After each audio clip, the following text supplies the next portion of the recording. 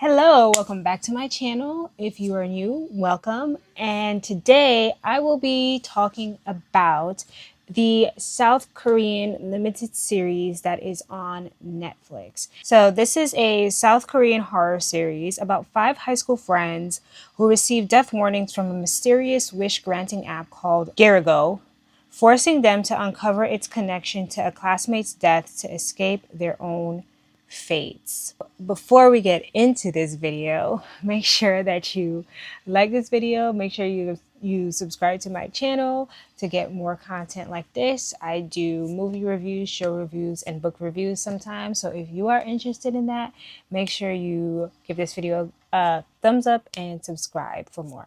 So let's get into the first episode of this series. So I do have notes. So if you see me looking down occasionally, that is why. Also, my apologies if I mispronounce anybody's name. I am sorry.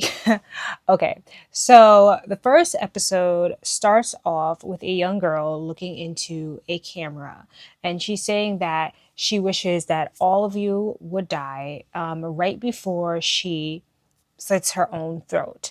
And they do show us the year, which was March 12th, 2005. So we don't know exactly when this took place, if this was before the events of this show or after. I guess we'll find out. I'm going to assume it was before, but who knows? Anyways, we come to the events of this show. And there we are introduced to the character of Sea, and she is in a home by herself, and she texts her friend, who I presume lives upstairs because she hears him. And she texts her friend, "Oh, are you ready for school?" She says she's leaving jokingly. And then she goes to the elevator where she waits for him, and he's seen running towards her. And there she kisses him on the cheek. So I'm assuming that they're friends, or maybe they just started dating, or they just like each other, because his reaction is just like, what? Oh my gosh, he's like shocked or whatever. But anyways, his name is Jeon Woo, and they go to school where we are introduced to the next character, whose name is Nari. And Nari is on her way to school in a car or a cab, and she sees Jeon Woo. However, she does not see Seo. And so she like immediately gets out of the car, she puts on her makeup and stuff like that. And then, she sees him, but when she turns around and she sees Seiya, she seems disappointed. So clearly Nari has a crush on Jeonwoo, but it doesn't seem that she's privy to the fact that Jeonwoo and Seiya are either dating or do like each other. We are then introduced to Hyung Wook. So Hyung Wook has known Seiya and Jeonwoo since middle school, and Nari has known Hyung Wook since elementary school. Nari seems to have some type of great aversion to Hyung Wook. Just the way she speaks to him is disgusting, but we will get into that at another point in this video. She kind of makes a suggestion that she likes Jeonwoo, but this is after Hyung Wook is trying to like guess if Seiya and Jeonwoo are dating or if they like each other. And yeah. And so they go into school, and when they go into school, we meet another character who seems kind of mysterious. His name is Ha-jun, and we quickly learn that Ha-jun is smart because Hyung Wook asks him to help him fix his computer. Ha-jun doesn't really want to do it, but then he's like, okay. And then the teacher comes in and announces that there are two people in the class that scored the highest on a math exam. And these two people, one of the two people is Ha-jun, which, based on what we just learned, would not be surprising. The whole class applauds as he stands up. However, the next person is Hyung Wook. And everybody seems extremely surprised at this because it doesn't appear that Hyung Wook does very well in school at all. And the kids are like, oh, we need to do an investigation, blah, blah, blah. And we learn later on that even his own friends think he cheated because they're like, tell me, what did you do? Did you cheat? However, in class, we see that he gets a text. Hyung-wook gets a text that says, "Your wish has been granted." So we can only assume that he probably wished to pass this test or pass it with flying colors, or to ace it rather, and the wish has come true.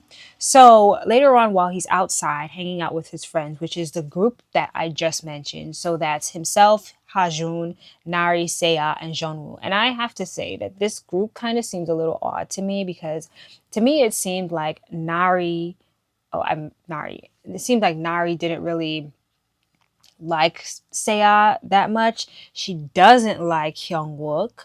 Hajun just seems like it's weird to me that he's in this group, but anywho, so he's telling them about this app, because they're like, "How did you pass this test? Did you cheat, blah blah blah?" And he's like, "This is the app, right? It's called Girigo, and like you make a wish." He's telling them how it works. You make a wish, and then like, it gets granted, and that's what happened. And they're laughing at him, blah blah blah. They don't believe him, of course, because why would you? And then they, walk away laughing at him, and he sees a countdown that's for 22 hours. And his reaction to this countdown is like, "Oh, what's this? Oh, it's a countdown." And my thing is, you just use this app, right, to make a wish, and it actually came true. That in and of itself is suspicious and highly concerning and strange. And then there's a countdown for 22 hours. I would be very concerned, because what type of app is going to make your wish come true? And then there's a countdown. I would be trying to figure out what this is about. At the very least, I would be very nervous. That's not really his reaction. But he does this not before Nari says some very horrible things about Hyungwook. And it's just like, girl, why are you even, nobody's asking you to stay around. Like, you could be friends with the others and not be friends with him. And anyways, but she calls him a ton of names. And like, she says that she can't believe she stayed friends with him for so long. She calls him, like, later on, she calls him a bunch of stuff like embarrassing, pathetic, a loser. He's childish. He needs to grow up. She calls him boring, which, like, girl, I think you're the boring one. Like, you, like he's the one who seems like he's like, fun, and like, I don't know, like, to me, calling somebody who's childish doesn't really equate to boring, especially in the way that, like, he seems to be childish, which is just like, oh, like, giddy and stuff, It's like, how are you calling him boring? You seem like the one who's boring, but I digress. So not too long after this, Hyungwook starts to act very strange. Like, he's staring into space, he's glaring at people. Yeah, like, there's one point where like Nari is complaining to Seiya about him, whether as they're walking down the hallway, and they stumble upon Hyung Wook, who was like, "Oh, what were you talking about?" And she's like, "Oh no, we were just talking about what we're gonna get you for your birthday." And he's like, he responds all like how he usually responds, like happily and giddy, and he's like, "Oh, just bring yourself." But as they walk away, he like glares at them.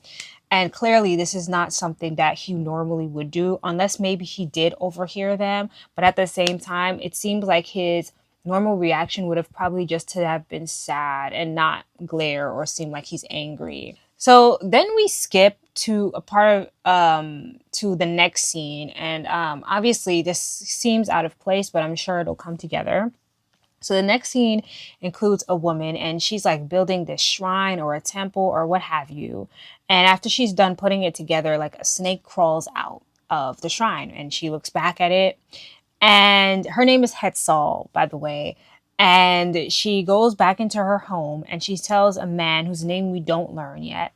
And she tells a man that, "Oh, we're going to have a visitor." However, she doesn't know who this visitor is. And then we go back to the friend group and Hyung Wook, who is at school, like popping pills and drinking coffee as he's studying in a room with a bunch of other students. So this is when he gets a call from Seiya. and he's like, oh, hello. And this time he does kind of seem normal. However, Seiya doesn't answer. And then he overhears Seiya and Jong-woo, and I think what sounded like Nari, or maybe it wasn't, in the background, pretty much talking about him, making fun of him, about how they're not really going to go to his birthday party, um, and all of that. But it seems like this was a butt dial, clearly. But then when you think about everything that maybe happened before, you kind of have to question, like, is it just this app thing that it's messing with him, making him think that he overheard them, like that, he overheard them speaking about him? Is it the app that's calling him as if it's Seiya and making him go crazy? But yeah, so that's what happens. And obviously, he doesn't really seem like saddened by well, he does seem saddened by this. Um, and then he then calls Seiya back multiple times, but she doesn't answer. And this is because she's actually at practice. And so apparently her and Jeonwoo are on, I'm going to assume what is a track and field team, because they were practicing for the long jump. And Seiya is very talented at, or very good at, the long jump. And during this time that Hyung Wook was getting the phone call from her cell phone, and I'm assuming this is why they showed it at the same time, she was actually speaking with her coach about how she made it to nationals for the long jump. So it couldn't have been Seiya calling him unless they purposefully showed that to trick us. So I'm not sure if this is going to be important or not, but I'll mention it just in case. So Seiya actually lives with her aunt, I assume, and her aunt is almost never home. And so she leaves her card, I guess, to buy food for herself. And so her and Jeonwoo are actually in her apartment, eating food. And however, prior to this, Seiya does look at her phone and she sees a bunch of missed calls from Hyung Wook, but she doesn't call him back. However, as they are eating her food, she's like, oh, I got a bunch of missed calls from Hyung Wook. Maybe I should call him back. Let me call him back now. And it's just like, girl, how you saw a bunch of missed phone calls from your friend and you didn't call him back, but now you choose to call him back, like in front of your man. Well, by the way, we figured out that they are actually dating. So when Seiya does call him back, Hyungwook answers the phone and she's like, oh, I'm returning your calls. And he's like, oh, you're the one who called me first. And then he's like, oh, I heard you won't be able to make it to my party. And it so happens that she actually won't anymore because she has nationals on that day. However, nobody knows this besides her coach, and Jeonwoo, of course, because she told him. And obviously, we as the viewer know that this isn't why. More than likely, it was the app that was pretending to be her calling him and making him hear all these bad things, her saying all these bad things about him in the background. So Jeonwoo then opens up the app because earlier when Hyungwook was telling them about the app, he had actually sent all of them the link to download it. Nobody downloaded it, but Jeonwoo did.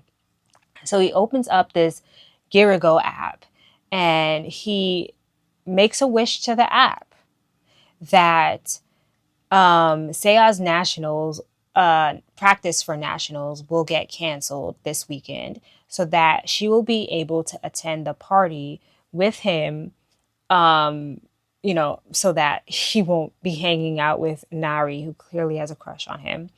And so he makes this wish to the app that she'll be able to attend, that her national practice will be canceled.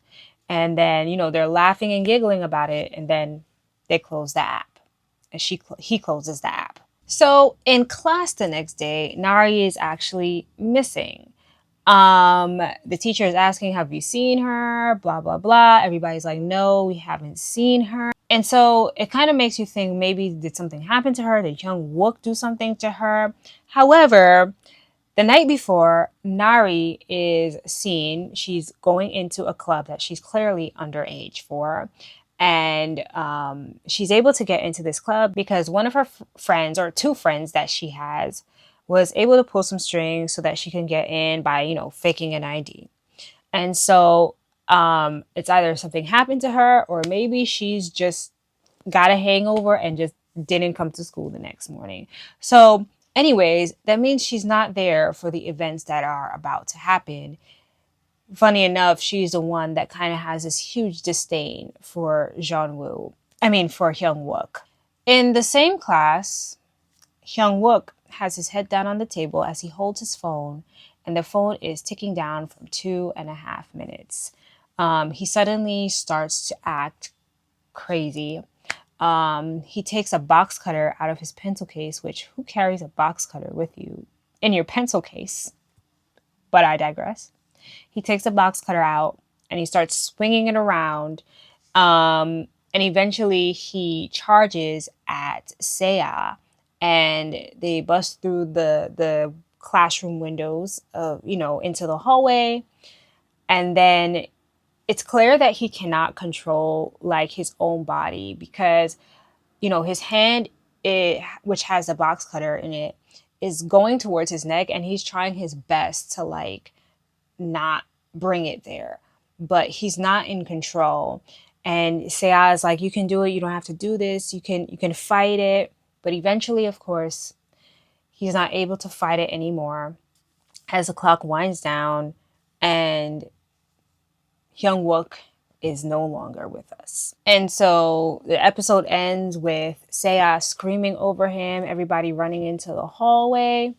And I can only imagine that, I don't know, either Nari is going to have, she's so insufferable, but so I feel like either she's going to have like a terrible reaction to this and say, oh, he was weird anyway, or she's going to completely regret the way that she treated him. Either way, yeah, I don't know. I don't really necessarily have too much opinions on this first episode, but yeah, that was the rundown. I just feel like this show could either go very well or go very bad. It's like either they're going to be doing some really dumb stuff with like that's going to get on my nerves, or the typical dumb stuff that people do in this, but it's like, oh, okay, I get it, this has to happen to move the plot along. But yeah, I just hope that this doesn't just go downhill from here. Obviously we know that Jeonwoo is supposed to be next on this list in the group of friends.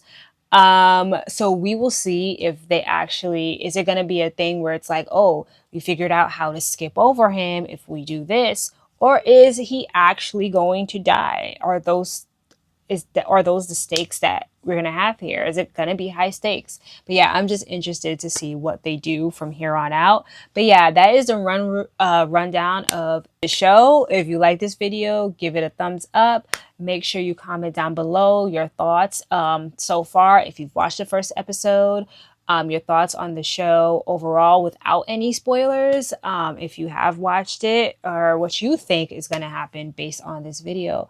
Make sure you subscribe for more content like this, and I'll see you guys in the next one. Bye.